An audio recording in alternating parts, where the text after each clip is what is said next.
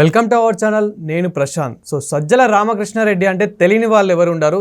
తనకి సమస్యలు చెప్పుకుందామని వెళ్తే అసలు పట్టించుకోవడం లేదు అని చెప్పేసి కూడా ప్రజలు చాలామంది అయితే మాట్లాడుతూ ఉన్నారు. అదేవిధంగా జగన్ గారు కూడా దీని గురించి అయితే స్పందించడం జరిగింది. ఒక భేటీ కూడా ఏర్పాటు చేయడం అయితే జరిగింది. అసలు ఏం మాట్లాడారు, ఏం జరుగుతుంది, దీని గురించి పూర్తిగా మాట్లాడేందుకైతే ప్రస్తుతం మనతో పాటు సీనియర్ అనలిస్ట్ అంకమ్మరావు గారు అయితే ఉన్నారు మనతో పాటు. నమస్తే అండి. నమస్తే సార్. అసలు ఏం జరుగుతుంది, అసలు ఈ జగన్ గారు ఎలా స్పందిస్తున్నారు, సజ్జల రామకృష్ణారెడ్డి గారి అసలు మ్యాటర్ ఏంటి, అసలు ఈ జనాలు కూడా అసలు తనకి ఏం చెప్పాలనుకుంటున్నారు ఏంటి? అంటే జగన్మోహన్ రెడ్డి ముఖ్యమంత్రిగా అయినప్పటి నుంచి కూడా పార్టీ వ్యవహారాలు, ప్రభుత్వ వ్యవహారాలన్నీ కూడా సజ్జల రామకృష్ణారెడ్డి గారే చూశాడు. ప్రభుత్వ సలహాదారుడిగా అతను ఉంటూ అన్ని కార్యక్రమాలు, అన్ని శాఖల పర్యవేక్షణ ఆయన చేశాడు. మామూలుగా కొన్ని రోజులు విజయసాయిరెడ్డి పార్టీ ప్రధాన కార్యదర్శిగా ఉండటం కూడా జరిగింది. ఆ తర్వాత బాధ్యతలన్నీ ఇతనే చూసుకుంటా ఉన్నాడు. కొన్ని రోజులు పోయిన తర్వాత జగన్మోహన్ రెడ్డి గారిని ఎవరన్నా కలవాలని వచ్చినా, ఏదన్నా చెప్పాలొచ్చినా ముందు ఈయనతోటి మాట్లాడి ఈయనే చెప్పి 99% ఈయనే సమాధానం చెప్పి పంపించేవాడు. జగన్మోహన్ రెడ్డి గారికి కలిసే అవకాశం ఇతను ఇచ్చేవాడు కాదు. ఆ సందర్భంగా సజ్జల రామకృష్ణారెడ్డి తోటి చాలామంది కూడా వాళ్ళ గోడు వెళ్ళబోసుకున్నా కూడా సమస్యలు పరిష్కారం అయ్యేవి కాదు. ఈ సందర్భంగా ఇప్పుడు కడప జిల్లాలో తిరుగులేనిగా సాగినటువంటి వైఎస్ఆర్సీపీ జైత్రయాత్ర ఈ ఎన్నికల్లో అడ్డుకట్టబడింది. అవును. ఆ అడ్డుకట్ట కూడా 10 స్థానాలకు గాను 3 స్థానాలకు పరిమితం అయిపోయింది. చావు తప్పి కన్నులొట్టబోయినట్టు అవినాష్ రెడ్డి గెలవడం కూడా జరిగింది ఇక్కడ. రెండోది, జగన్మోహన్ రెడ్డి గారి కంచుకోట అయినటువంటి పులివెందుల నియోజకవర్గం కూడా ఈరోజు అతని ఆధిక్యత తగ్గింది. ఈ సందర్భంగా మొన్న జరిగినటువంటి నీటి సంఘాల ఎన్నికల్లో ఒక్కళ్ళు కూడా పోటీ చేయలేదు. తెలుగుదేశం పార్టీ అన్ని స్థానాలు కైవసం చేసుకోవడం కూడా జరిగింది. దీన్ని జీర్ణించుకోలేని జగన్మోహన్ రెడ్డి గారు ఇప్పుడు కడప మేయర్ దానికి కూడా ఎసురు వచ్చిన సందర్భంగా అసలు ఏం జరుగుతుంది ఏంటనేది నాయకులతోటి, కార్యకర్తలతోటి సమావేశమైన సందర్భంగా అందరూ వ్యక్తం చేసిన అభిప్రాయం సజ్జల రామకృష్ణారెడ్డి గారి వల్ల ఇది జరిగిందని చెప్పని వాళ్ళు వ్యక్తం చేశారు.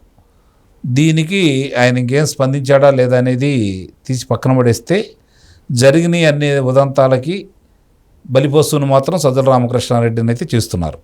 ఓకే, మరి అతను ఎలా స్పందిస్తున్నాడు అంటే అతను ఏమైనా రెస్పాన్స్ ఇచ్చాడా? అతను దగ్గరికి వెళ్ళి వీళ్ళు చెప్పుకునేది లేదు కదా. ఇంకా అధికార మార్పిడి జరిగింది. ఈయనే ముఖ్యమంత్రి గారి దగ్గర ఏమీ కూర్చోనట్లేదు. ఇప్పుడు ముఖ్యమంత్రి గారు జగన్మోహన్ రెడ్డి కాదు. అవును. కాబట్టి ఈయనేం చెప్తాడు, ఈయనేం చేస్తాడు, ఆయన పనులు ఆయన చూసుకుంటున్నాడు. మళ్ళీ తిరిగి ఆయనకు బాధ్యతలు అప్పచెప్పారు. ఆ బాధ్యతల సందర్భంగా నిన్నొచ్చి నందిగం సురేష్ని పరామర్శించిన తర్వాత అతను మాట్లాడిన విధానాలు కూడా అన్నీ చూసాము. గుణపాఠాలు నేర్చుకున్నట్లేదు, ఏం మార్పులు చేర్పులు ఏం కనపట్టలేదు వాళ్ళల్లో. కాబట్టి అదే అహంకారపూరిత ధోరణి, ఇంకా వాళ్ళే అధికారంలో ఉన్నట్టు, 2-3 సంవత్సరాల్లో అధికారంలో రాబోతున్నట్టు, ఇంతకుముందు అసలు మేమేమి చేయనట్టు, అంతా శుద్ధపూసలమే అయినట్టు, న్యాయబద్ధంగానూ చట్టబద్ధంగానూ ధర్మ పరిపాలన చేశామని, మాయతోటి, మర్మాలతోటి, అబద్ధాలతోటి ఈ ప్రభుత్వం అధికారంలోకి వచ్చిందని, అధికారంలో వచ్చిన కాడి నుంచి నాయకులను వేధిస్తున్నారని, ఆ వేధించేది కూడా చాలా అన్యాయంగా, అక్రమంగా, దుర్మార్గంగా చేస్తున్నారని, గతంలో వీళ్ళు ఎప్పుడూ చేయనివి వాళ్ళు చేస్తున్నారని, వాళ్ళు చేసేవి రేపు పొద్దున మమ్మల్ని కూడా చేయించే విధంగా మీరు ప్రోద్బలం చేస్తున్నారు, కావాలనే అక్రమ కేసులు పెడుతున్నారు, అన్యాయంగా చేస్తున్నారు అంటే గతంలో వాడు చేసినవి అన్నీ చెబుతున్నాడు. ఇక్కడ గమనించుకోవాల్సింది ఏంటంటే వీళ్ళు ఇంకా చేయట్లా అవన్నీ. ఈ కూటమి ప్రభుత్వం ఇంకా అట్లా చేయట్లా. చేయని దాన్ని వాళ్ళు చేసిన ఇప్పుడు వాళ్ళే బయటపెడుతున్నారు. ఇప్పటి వరకు జరిగిన ఉదంతాలు చూసుకుంటూ ఉంటే ఒక వైపున జగన్మోహన్ రెడ్డి గారు కావచ్చు, రెండో వైపున వేరే వాళ్ళు కావచ్చు, వాళ్ళే ఇరుక్కుంటున్నారు. వాళ్ళ నాయకులను వాళ్ళే ఇరుకుని పెడతా ఉన్నారు. ఈ సందర్భంగా ఇప్పుడు జగన్మోహన్ రెడ్డి గారితో గోడు వెళ్ళబోచుకున్నటువంటి వాళ్ళ కార్యకర్తలు కావచ్చు, నాయకులకు సంబంధించిన వాళ్ళందరూ కూడా జగన్మోహన్ రెడ్డికి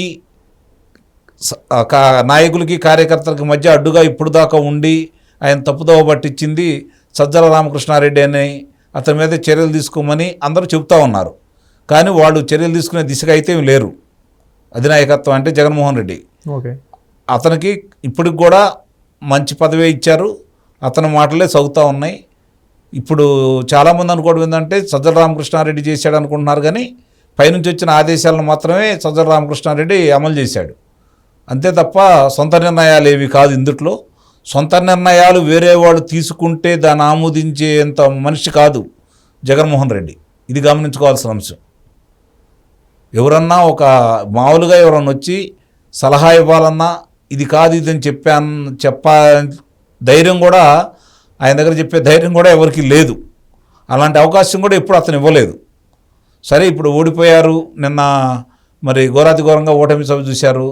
దాంతో పుండు మీద కారం చల్లినట్టు ఇప్పుడు నియోజకవర్గంలో నీటి సంఘాలకు కూడా ఒక్కళ్ళు కూడా పోటీ చేయకపోవటం, అలాగే కడప మేయర్ కూడా చేజారిపోతుందనే ఆలోచనకు రావటం వల్ల అతను ఈరోజు స్థానిక నాయకులతోటి కార్యకర్తలతోటి మాట్లాడే కార్యక్రమాన్ని శ్రీకారం చుట్టిన సందర్భంగా వాళ్ళ అభిప్రాయాలు నిర్మూలంగా చాలామంది చెబుతున్నారని మనకు తెలుస్తూ ఉంది. చూడాలి, దీన్ని బట్టి వాళ్ళలో మార్పు రావాలని అయితే నేనైతే కోరుకోవట్లేదు. ఎందుకంటే మార్పు వచ్చి వాళ్ళల్లో ఏదన్నా రేపు పొద్దున ప్రజలకి మంచివాళ్ళుగా కనపడితే పొరపాటున ప్రజలు ఏదన్నా నమ్మితే ఇప్పటికీ ఒక తరమే నష్టపోయింది. ఒక తరం మాత్రమే నష్టపోయింది. మళ్ళీ ఏదన్నా జరిగితే తరతరాలు నష్టపోయే విధంగా ఆంధ్ర రాష్ట్రం తయారవుతుంది. కాబట్టి వాళ్ళు ఇలానే ఉండాలా. ప్రజలు వాళ్ళు చేసినవన్నీ కూడా ప్రజలకు తెలుసు.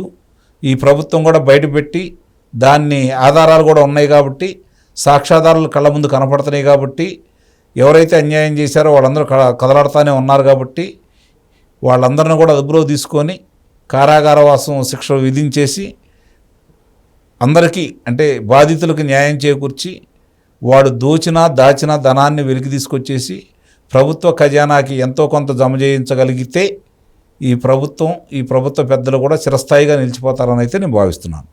అంటే ఇప్పుడు ప్రజలకి ఒక ధైర్యం రావాలి అని అంటే మళ్ళీ సజ్జల దగ్గరికి వెళ్ళాలన్నా ఏదైనా అడగాలి అని అన్నా కానీ సో ఎలాంటి రెస్పాన్స్ ఇస్తే బాగుంటుంది, అదేవిధంగా ఒక ధైర్యం రావాలంటే ఎలా ఉండాలి? ధైర్యం లేదు, పాడు లేదు. ఇక్కడ వాళ్ళు దాని గురించి ఆలోచించట్లేదు. వాళ్ళ గోడు వెలబోసుకుంటున్నారు. అధినాయకుడు మారి గతంలో లాగా మళ్ళీ పాదయాత్ర చేస్తానంటున్నాడు కాబట్టి ప్రజల దగ్గరకు వస్తే వాళ్ళ అభిప్రాయాలు ఎట్లనే చెప్తారు. ఆ చెప్పిన 78 ముందు శంఖమల్లే ఉంటాయే తప్ప వాళ్ళు దాన్ని పరిగణలో తీసుకునే వాళ్ళైతే చాలామంది కొన్ని సలహాలు ఇచ్చినప్పుడే పాటించలేదు అధికారంలో ఉండగా. అధికారం పోయిన తర్వాత వాళ్ళు పాటిస్తే ఎంత, పాటించకపోతే ఎంత.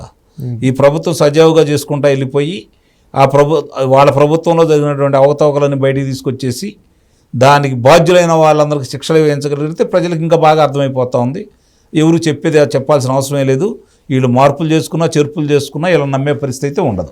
ఆల్రెడీ మనం చూస్తున్నాం ఇప్పుడున్న ప్రభుత్వంలో పవన్ కళ్యాణ్ గారు కానివ్వండి, అంటే ఇప్పుడున్న ప్రభుత్వంలో చాలామందిని ఎవరైతే వైసీపీ నేతలు ఉన్నారో అదేవిధంగా గతంలో చేసిన ఎవరైతే అన్యాయాలు కానీ అక్రమాలను కానీ సో వాళ్ళని అయితే చాలామందిని లాగుతూ ఉన్నారు. సో ఇప్పుడు వీళ్ళలో కూడా ఇంకా చాలామంది లాగితే ఏమవుతుంది, ఈ పడవ కూడా మునిగిపోయింది. లాగాల్సిన పనేం లేదు.